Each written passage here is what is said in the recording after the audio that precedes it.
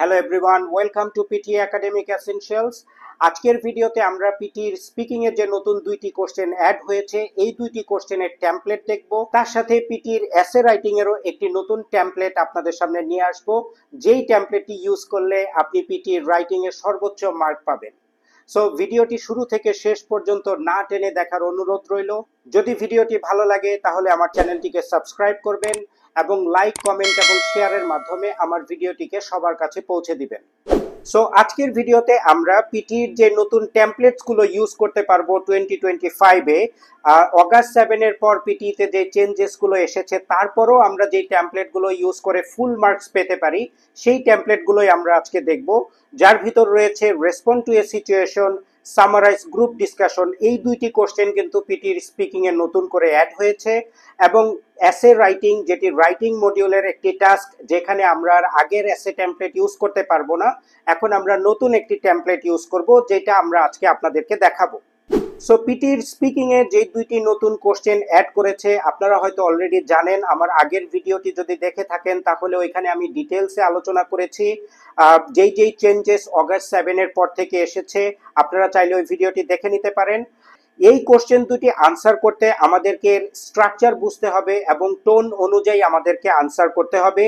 Template আমাদেরকে help করবে confident থাকতে এবং আমাদের আনসারটিকে অর্গানাইজ করার জন্য। সো টেমপ্লেটের ইউজ করাটা যদিও বাধ্যতামূলক না, বাট খুবই উপকারী। শুরুতেই আমরা যদি রেসপন্ড টু এ সিচুয়েশন কোশ্চেনটি দেখি, এখানে আমাদেরকে রিয়েল লাইফের একটি সিনারিও দেয়া হবে যা আমরা এক্সপিরিয়েন্স করে থাকি আমাদের প্রত্যেকের জীবনেই। যেমন কোনো একটা সমস্যা কাজে অথবা আমাদের স্কুলে অথবা ট্রাভেল করার সময় এই ধরনের সিচুয়েশনে আমি যদি নিজে উপস্থিত থাকি তাহলে আমি কিভাবে রেসপন্ড করব সেটি আমাকে করে দেখাতে হবে এই পিটির স্পিকিং এর কোশ্চেনে। এখানে আমাকে 10 সেকেন্ড সময় দেয়া হবে প্রিপারেশনের জন্য এবং 40 সেকেন্ড সময় দেয়া হবে আমার রেসপন্স করার জন্য। আমরা দুইটি স্যাম্পল প্রম্পটস দেখতে পারি এই রেসপন্ড টু এ সিচুয়েশন কোশ্চেনটি কেমন হতে পারে। Your friend missed an important meeting and asked you to explain the key points. What would you say? তার মানে আপনার বন্ধু একটি মিটিং মিস করেছে যেখানে আপনি প্রেজেন্ট ছিলেন। এখন আপনাকে জিজ্ঞেস করেছে মেইন পয়েন্টস গুলো বলার জন্য ওই মিটিং এর, আপনি তাকে কি বলবেন? এই একটা সিচুয়েশন আপনাকে এক্সপ্লেন করতে হবে 40 সেকেন্ডের মতো সময়। আরেকটি প্রম্পট যদি আমরা দেখি, your colleague is stressed about workload, how would you respond? তো আপনি কাজ করছেন, আপনার কলিগের উপর অনেক কাজের প্রেসার পড়ে গেছে, সো আপনি তাকে কিভাবে রেসপন্ড করবেন? সে হয়তো আপনার কাছে হেল্প চেয়েছে, আপনি তাকে কিভাবে রেসপন্ড করবেন? এই ধরনের রিয়েল লাইফ সিনারিও আপনাদেরকে দেয়া হবে, যা কিনা 10 সেকেন্ড সময়ের ভিতর আপনাকে চিন্তা করে 40 সেকেন্ড সময়ের একটি আনসার আপনাদেরকে দিতে হবে। এই কোশ্চেনের জন্য যদি কিছু টিপস আমরা খেয়াল করি, আমরা ন্যাচারাল এবং পলাইট একটা টোন ইউজ করব। যেহেতু আমাদের রিয়েল লাইফের সিনারিওতে কোশ্চেনটি করা হচ্ছে, আমাদের আনসারটাও যেন অনেকটা রিয়েলিস্টিক হয়। আমরা সিচুয়েশনটাকে বোঝার চেষ্টা করব এবং আমাদের আনসারটিকে অর্গানাইজড আকারে সাজাবো। আমরা শুরুতে একটা ইন্ট্রোডাকশনের সেন্টেন্স বলবো, দেন আমরা ডিসক্রাইব করব ডিটেলসে, তারপর আমরা একটা ক্লোজিং স্টেটমেন্ট দিব। আমরা রাশ করার চেষ্টা করব না, ক্ল্যারিটিকে ফোকাস করতে হবে এবং আমরা স্পিডটাকে এতটা প্রায়োরিটি দিব না। যদিও একটা লেভেল পর্যন্ত স্পিডের গুরুত্ব আছে, বাট খুব ওভার স্পিডের যেন আমরা না হয়ে যাই সেদিকে আমাদেরকে খেয়াল রাখতে হবে। এখানে আমি আপনাদেরকে একটি হাই স্কোরিং টেমপ্লেট দেখাচ্ছি, যেই টেমপ্লেটটি ইউজ করে যে কোনো রেসপন্ড টু এ সিচুয়েশনের কোশ্চেনের আনসার কিন্তু আপনারা করতে পারবেন। প্রথমে আমরা একটা ইন্ট্রোডাক্টরি সেন্টেন্স ইউজ করব। Hi, thank you for letting me know about this, I hope you are doing well, I understand that. এইখানে আমরা যে প্রবলেম অথবা সিচুয়েশন থাকবে ওইটিকে রিস্টেট করব, নিজের ভাষায় একবার ওই প্রবলেম সিচুয়েশনটিকে বলবো। In this case I would suggest that আমরা একটি সলিউশন অথবা একটা অ্যাকশন পয়েন্ট বলবো, যেই সলিউশনটি ওই সিচুয়েশন অথবা প্রবলেমের সাথে সরাসরি সম্পৃক্ত। Alternatively you could also consider that, আমরা দ্বিতীয় আরেকটি সলিউশন বলবো যেই সলিউশনটিও সে কনসিডার করতে পারে। সো আমরা দুইটা সলিউশন অথবা দুইটা অ্যাকশন পয়েন্ট বলবো। I completely understand how frustrating or inconvenient this must be. আমরা আবার রিপিট করব এই সিচুয়েশনটিকে। ফ্রাস্ট্রেটিং অথবা ইনকনভিনিয়েন্ট আমরা যে কোনো একটা ইউজ করতে পারি, আপনারা বলার জন্য যেটা সুবিধা হয় ওইটা ইউজ করতে পারেন। If you need further clarification, feel free to ask me anytime. Take care. এইটা হচ্ছে আমাদের ক্লোজিং স্টেটমেন্ট। সো আপনারা যদি একটু খেয়াল করেন, শুরুতে আমরা ইন্ট্রোডাকশনের সেন্টেন্স বলেছি, আমরা ডিটেলস দিয়েছি আমাদের মাঝখানের প্যারাগুলোতে, এবং আমরা কনক্লুশনের সেন্টেন্স দিয়েছি শেষে। সো এটি একটি স্ট্রাকচার্ড ওয়েতে সাজানো। আপনি যদি এভাবে আপনার আনসারটি করেন রেসপন্ড টু এ সিচুয়েশনের, তাহলে কিন্তু আপনি ফুল মার্ক পাবেন। একটা স্যাম্পল আনসার যদি আমরা একটু খেয়াল করি, hi, thank you for letting me know about this, এটা তো আমাদের মুখস্থ। I hope you are doing well, I understand that, এতটুকু আমাদের মুখস্থ।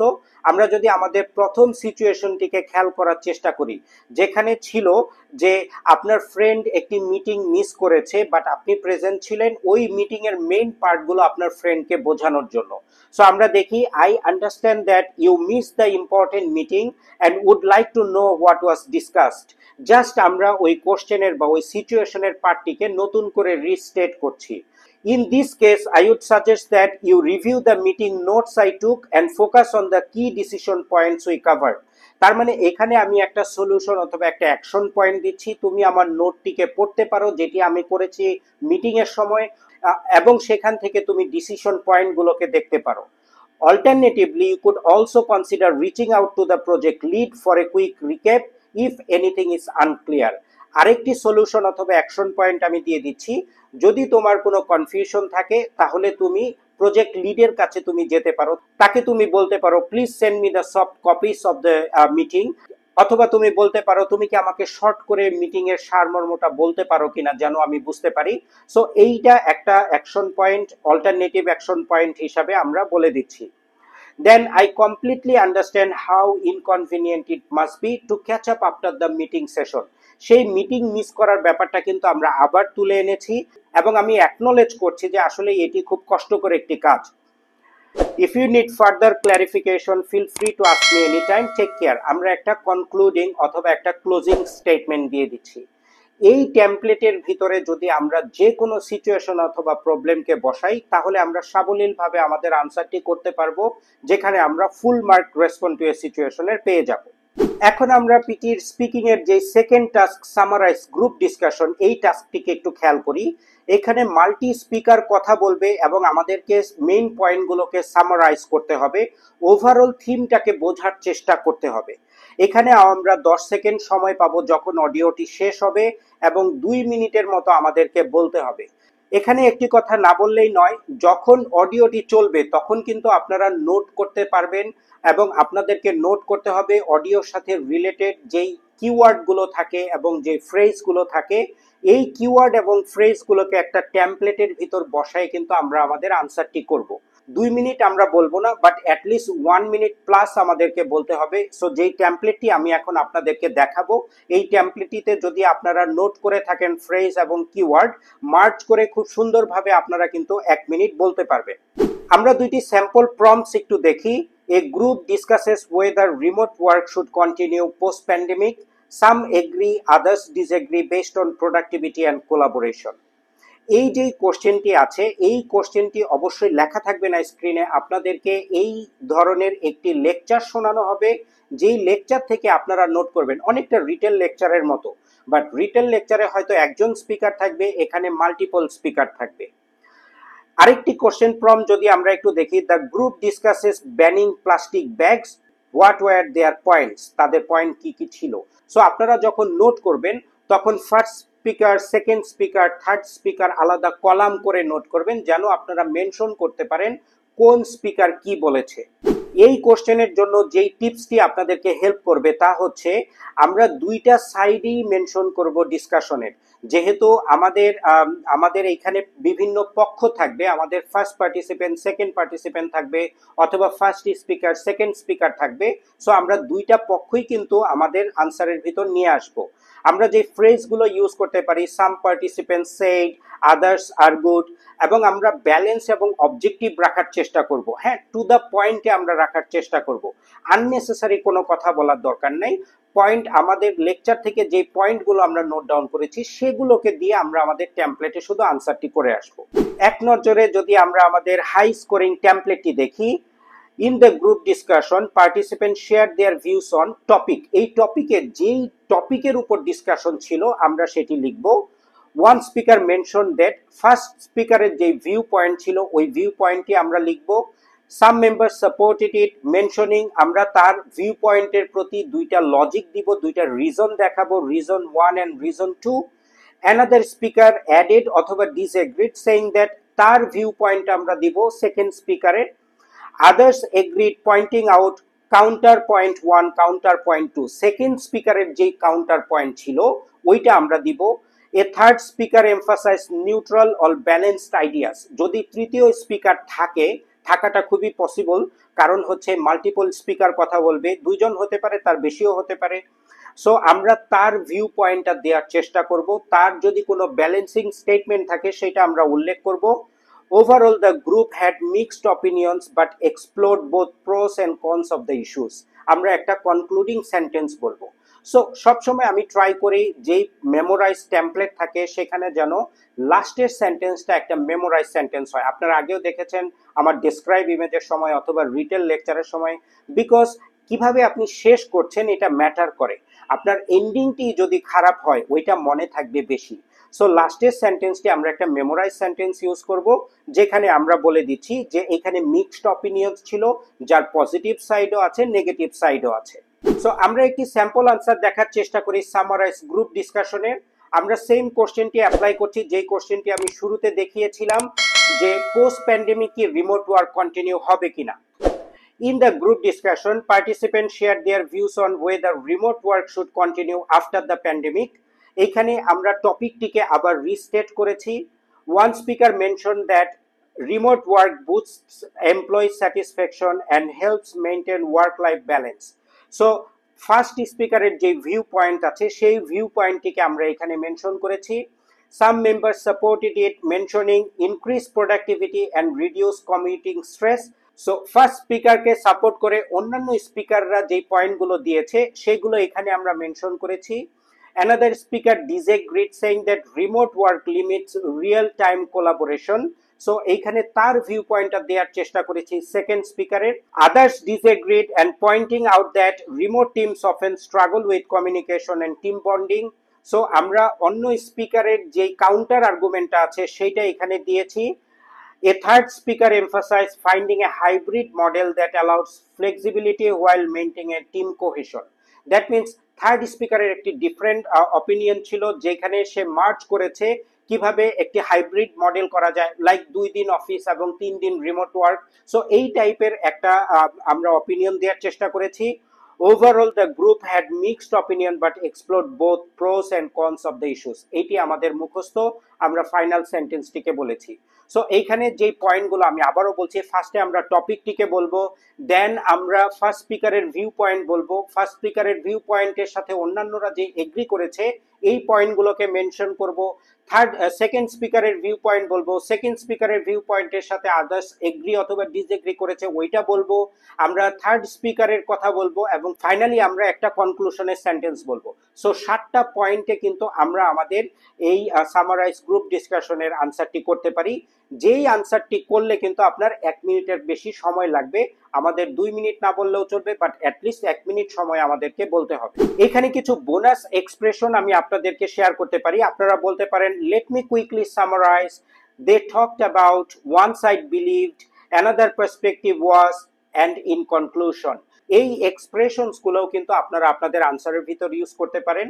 আপনারা মডিফাই করতে পারেন টেমপ্লেটটিকে, নট নেসেসারিলি যে এইভাবেই বলতে হবে, তা না হলে মার্ক পাওয়া যাবে না। মনে রাখবেন, কোনো টেমপ্লেট কিন্তু আপনাদেরকে মার্ক দেয় না। মার্ক দিবে এই টেমপ্লেটটি ইউজ করে কন্টেন্টের পোর্শনের সাথে মার্চ করে আপনি কত ফ্লুয়েন্টলি আনসার করছেন। এই আনসারটি যদি আপনি ফ্লুয়েন্সির সাথে করতে পারেন, কন্টেন্টকে ঠিক রেখে, তাহলেই কিন্তু আপনি মার্ক পাবেন। এই দুইটি টাস্কের জন্য আমি যে ফাইনাল টিপসটি আপনাদের সাথে শেয়ার করব তা একটু খেয়াল করবেন। আমরা একটি টোন এবং ফ্লুয়েন্সিতে প্র্যাকটিস করব। যেই টোন এবং ফ্লুয়েন্সিটি আমরা বজায় রাখবো আমাদের পরীক্ষার সময়। আমরা এলোমেলো ভাবে প্র্যাকটিস করব না, কখনো খুব জোরে, কখনো আস্তে, কখনো স্লো, কখনো ফাস্ট না। আমরা চেষ্টা করব আমরা ন্যাচারালি যেইভাবে করি এইভাবে করেই যেন প্র্যাকটিস করি এবং পরীক্ষার সময় যেন এইভাবে আনসার করতে পারি। আমরা লং পজ দেয়াকে অ্যাভয়েড করব। আমরা ইংলিশে চিন্তা করব, খুব ইম্পর্টেন্ট। আমরা বেশিরভাগ সময় ইংলিশে বলতে যেও বাংলায় চিন্তা করি, তাতে কি হয় আমাদের কনভার্ট করতে, ট্রান্সলেট করতে অনেক সময় লেগে যায়। ট্রাই করেন যে আপনি ইংলিশে চিন্তা করছেন এবং বাংলাতে না। 4-5টা কোশ্চেন ডেইলি প্র্যাকটিস করবেন, স্পেশালি যদি আপনার পরীক্ষা খুব সামনে হয়ে থাকে, অগাস্টের ভিতরে যদি আপনি পরীক্ষা দিতে চান, তাহলে 4-5টা কোশ্চেন ডেইলি প্র্যাকটিস করেন। কোনো থার্ড পার্টি সফটওয়্যারের যেই স্কোর আছে এগুলোকে ভ্যালু করবেন না, আমি বারবার বলছি, বাট অনেকেই বুঝছেন, বাট অনেকেই হয়তো এখনো বুঝতে পারছেন না। পিয়ারসনের সফটওয়্যার কিন্তু আর কারো কাছে নাই। সো অন্যান্য সফটওয়্যার, থার্ড পার্টি সফটওয়্যার, আমি কোনো নাম উল্লেখ করছি না, বাট যেই থার্ড পার্টি সফটওয়্যারগুলো মার্কেটে খুবই প্রচলিত, ওদের কাছ থেকে যদি আপনি খুব ভালো স্কোর পান, এই ডাজেন্ট মিন যে আপনি এক্সামে ভালো স্কোর পাবেন। ওরা যদি আপনাকে খুব লো স্কোর দেয়, it doesn't also mean that আপনি পরীক্ষায় যে খারাপ স্কোর পাবেন। সো এইখান থেকে, এই ওয়েবসাইটগুলো থেকে শুধু কোশ্চেনটা নিতে পারেন, কিন্তু ওদের স্কোরের উপর ভরসা না করে একজন এক্সপার্টকে দিয়ে আপনার আনসারটিকে ইভালুয়েট করান। যেই এক্সপার্ট রিয়েল এক্সামে বসে সেই স্কোর করে আসছে, সেই মানুষটি আপনাকে যখন একটা ফিডব্যাক দিবে, তখন আপনার ওই ফিডব্যাকটি অ্যাকুরেট হবে। সো ওই সফটওয়্যারের কাছে আপনার স্কোর নেওয়া থেকে বিরত থাকেন। এখন আমরা ডিসকাস করব আমাদের এসে রাইটিং এর টাস্ক সম্পর্কে। আমরা জানি এখানে আমাদেরকে একটি ফর্মাল আর্গুমেন্টেটিভ এসে লিখতে হবে এবং আমাদের অপিনিয়নটি ক্লিয়ারলি স্টেট করতে হবে, সাপোর্ট করতে হবে আমাদের লজিক্যাল রিজনস দিয়ে, আমাদের আইডিয়াটি অর্গানাইজ করতে হবে, লজিক্যালি সাজাতে হবে, ইন্ট্রোডাকশন, বডি প্যারা থেকে, আমার অপিনিয়নের প্যারা, আমার অপোজিটের প্যারা থেকে, এবং ফাইনালি কনক্লুশনের প্যারা থেকে। এইভাবে আমাদের আনসারটিকে স্ট্রাকচার করতে হবে। প্রিপারেশনের জন্য কোনো আলাদা টাইম থাকবে না, 20 মিনিট সময় আপনাকে দেয়া হবে এই এসেটি লেখার জন্য। স্যাম্পল দুইটা প্রম্পটস যদি আমরা খেয়াল করি, some people think that technology has made our lives more complicated while others believe that it has made our life easier. Discuss both views and give your own opinion. এটি হচ্ছে একটি question যেখানে আমাদের দুইটা সাইডকেই ডিসকাস করতে হবে। আরেকটি question হচ্ছে, global warming is one of the biggest threats to our environment. What are the causes of global warming and what can be done to reduce it's impact. So এইখানে খেয়াল করার যেটা বিষয়, এই আনসারটিতে কিন্তু কোনো আর্গুমেন্ট করার কোনো ওয়ে নাই, কিন্তু আমাদের এসেটিকে কিন্তু লিখতে হবে আর্গুমেন্টেটিভ। পিয়ারসনের ওয়েবসাইটে ক্লিয়ারলি মেনশন করা আছে আমাদের যেই আনসারটি করব এসের, এটি আর্গুমেন্টেটিভ এসে হতে হবে। সো এখানে যদিও দুইটি কোশ্চেন করেছে, এটার কজ কি এবং কিভাবে রিডিউস করা যায়, তারপরেও কিন্তু আমাদের একটি অপিনিয়ন দিতে হবে, আমাদের অপোজিশনের কথা বলতে হবে। যেই টিপসগুলো ফলো করলে এসেতে ফুল মার্কস পাওয়া যাবে, আমি এই টিপসগুলো আপনাদের সামনে দেখাচ্ছি। একটু খেয়াল রাখবেন, মনে রাখবেন, নোট করে রাখবেন, অ্যাপ্লাই করার চেষ্টা করবেন। কোশ্চেন প্রম্পটটিকে কেয়ারফুলি বোঝার চেষ্টা করেন, কারণ আপনি প্রম্পটটিকে রেসপন্ড করবেন। যদি প্রম্পটটি আপনার কাছে ক্লিয়ার না থাকে, তাহলে আপনার আনসারটি কিন্তু ইররিলেভেন্ট হবে। আপনি প্ল্যান করেন লেখার আগে, আগে কিন্তু আমাদের প্ল্যান করার প্রয়োজন ছিল না, বিকজ আমরা একটি মুখস্থ এসে লিখেছি। এখন কিন্তু আমরা মুখস্থ এসে লিখতে পারবো না, আমাদের 60-40 করতে হবে। আমরা 60% মুখস্থ রাখবো, 40% কিন্তু আমাদের কোশ্চেন থেকে, আমাদের নিজে থেকে আইডিয়া জেনারেট করে লিখতে হবে। আমরা একটি ক্লিয়ার এসে স্ট্রাকচার ইউজ করব। আমরা আমাদের ওয়ার্ড লিমিটের ভিতরে থাকবো, 200 থেকে 300 ওয়ার্ড। 200-র কম হলে, 300-র বেশি হলে ফর্মে আপনি 0 পাবেন, এবং যখন আপনার ফর্ম 0, পিটি কিন্তু এই কোশ্চেনটিকে স্কোরই করবে না, দ্যাট মিনস অটোমেটিক্যালি আপনি 0 পাচ্ছেন। এবং এই কোশ্চেনটিকে কপি এবং পেস্ট করবেন না। সো এখন আমরা প্যারাফ্রেজ করব, কোশ্চেনের যে টপিক থাকবে ওইটাকে আমরা প্যারাফ্রেজ করে লিখব। আমরা 151 ওয়ার্ডের একটি টেমপ্লেট ইউজ করব, তার সাথে 70 থেকে 80 ওয়ার্ড আমরা নিজের থেকে লিখব, দ্যাট ইজ 60 and 40%। সো আমরা চেষ্টা করব কিভাবে আমাদের আনসারটিকে শুধু জেনেরিক ভাবে মুখস্থ না লিখে আমরা কম্বাইন করে লিখতে পারি। প্রুফরিড করার জন্য কিন্তু 2 মিনিট অ্যাটলিস্ট আমাদের রাখতে হবে, তার মানে 18 মিনিটের ভিতর আপনারা আপনাদের আনসারটিকে রেডি করবেন, এবং 2 মিনিট আপনারা রাখবেন প্রুফ রিডিং করার জন্য। হাই স্কোরিং যেই এসে টেমপ্লেট আপনাদেরকে দেখাবো বলেছিলাম, এটি হচ্ছে সেই high scoring template. In recent years আমি আমার আগের যেই টেমপ্লেট আপনাদের মুখস্থ করা আছে, ওই টেমপ্লেটটি রেখেছি, কিছু জায়গায় চেঞ্জ করেছি, কিছু জায়গায় নতুন করে আপনাদের লেখার জায়গা তৈরি করে দিয়েছি। সো আমি একটু এক্সপ্লেন করে দিচ্ছি। In recent years there has been a massive increase in the number of people claiming that. এতটুকু কিন্তু সেম, আগে আমরা টপিকটা সরাসরি লিখেছি, এখন আমরা প্যারাফ্রেজ করে লিখব। As such, there are both merits and demerits to this trend, although I opine that এখানে আমরা আমাদের অপিনিয়নটা ইউজ করব। আগে একটা মুখস্থ অপিনিয়ন ছিল, এখন ওইটা না করে আমাদের নিজেদের মতো করে টপিক থেকে একটা অপিনিয়ন আমরা দিব। In this essay, I will examine all the relevant facets based on factual premises. এইটা আগের মতোই আছে।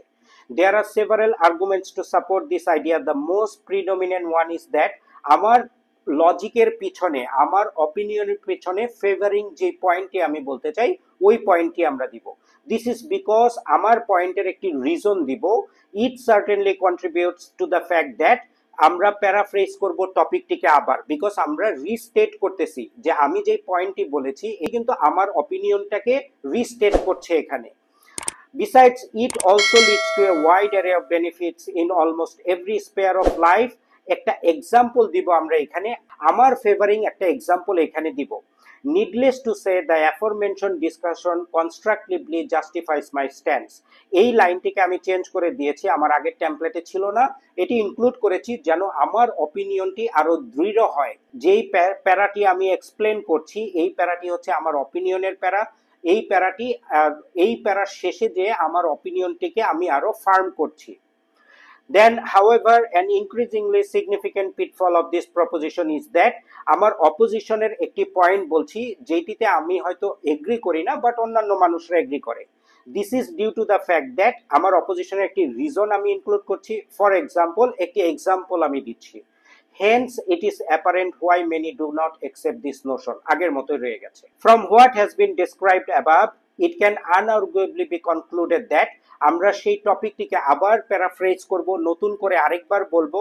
Hence, the topic of the statement does reflect on the justification of my opinion. Final সেন্টেন্সটিও আমি আবার চেঞ্জ করে দিয়েছি, আমার অপিনিয়নটিকে আরেকটু দৃঢ় করে দিয়েছি, আরেকটু ফার্ম করে দিয়েছি এই সেন্টেন্সটি চেঞ্জ করে। সো আশা করি এই টেমপ্লেটটি যদি আপনারা প্রপারলি লিখতে পারেন, নির্ভুলভাবে লিখতে পারেন, আপনাদের আইডিয়াস গুলো যদি ইনক্লুড করতে পারেন, তাহলে ফুল মার্ক আপনারা এসে রাইটিং এ পেয়ে যাবেন। এসে রাইটিং এর মার্ক কিন্তু ইনক্রিজ হয়েছে, আমি আমার আগের ভিডিওতে বলেছি। আগে ছিল 12 থেকে 15 মার্ক, এখন কিন্তু সেটি ইনক্রিজ হয়ে 22 থেকে 25 মার্ক আসবে এসেতে। সো এখন রাইটিং এ এসে কিন্তু কন্ট্রিবিউট করছে অনেক বড় একটি মার্ক। সো আমরা অবশ্যই এই জায়গাটায় খুব সচেতন থাকার চেষ্টা করব। সো আমরা ফার্স্ট কোশ্চেনটি দিয়ে যদি একটি স্যাম্পল আনসার দেখার চেষ্টা করি। ফার্স্ট কোশ্চেনটি ছিল technology has made our life complicated, কিন্তু কিছু মানুষ বলেছে technology has made our life easier.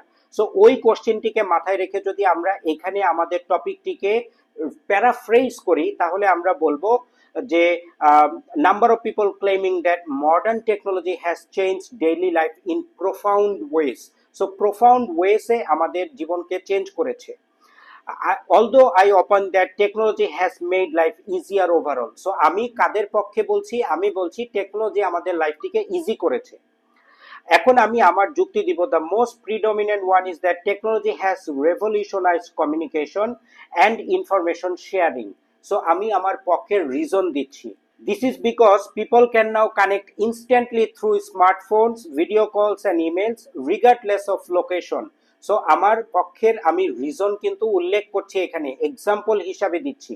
Besides, it also leads to a wide array of benefits in almost every sphere of life, such as online learning, digital banking and automation. So আমি যেই example দিয়েছি real লাইফে কিভাবে এটা impact করে তার কিন্তু example আমি এখানে দিয়ে দিচ্ছি। নিডলেস টু সে এটা আমাদের মুখস্থ লাইন। দেন আমরা সেকেন্ড প্যারাতে, আমাদের অপোজিশনের প্যারাতে আমরা বলবো significant pitfall of this proposition is that technology has increased stress and dependency. So আমরা আরেকটি ভিউ পয়েন্ট অপোজিশনের আমরা এখানে উল্লেখ করছি। This is due to the fact that overuse of digital devices often lead to distractions, reduce face-to-face interactions and even mental health issues. So আমরা reason দিচ্ছি কেন opposition এই কথাগুলো বলে। For example, excessive screen time and social media addiction have been linked to anxiety and reduced productivity. একটা example দিলাম আমরা। Hence, it is apparent why many do not accept this notion. So আমরা বিপক্ষের দিকেও যুক্তি দিলাম, কারণ দিলাম, এক্সাম্পল দিলাম। Finally, from what has been described above, it can unarguably be concluded that technology, despite its complexities, largely enhances the quality and convenience of modern living. So আমি আমার পক্ষের দিকে কিন্তু আবার ফিরে আসলাম, তার যতই কমপ্লেক্সিটি থাক এটি কিন্তু মডার্ন লাইফকে এনহ্যান্স করে অ্যান্ড কোয়ালিটি অফ আওয়ার লাইফকে কনভেনিয়েন্স করে দেয় অনেক। Hence the topic of the statement, আমি আবার আমার পক্ষের যুক্তিটিকে, আমার অপিনিয়নটিকে স্টাবলিশ করছি। সো এইভাবে করে যদি আপনারা এসেটিকে লেখেন, যেখানে টেমপ্লেট থাকবে 60%, আপনাদের নিজেদের আইডিয়া থাকবে 40%, আপনারা কিন্তু ফুল মার্ক এই জায়গা থেকে পেয়ে যাবেন।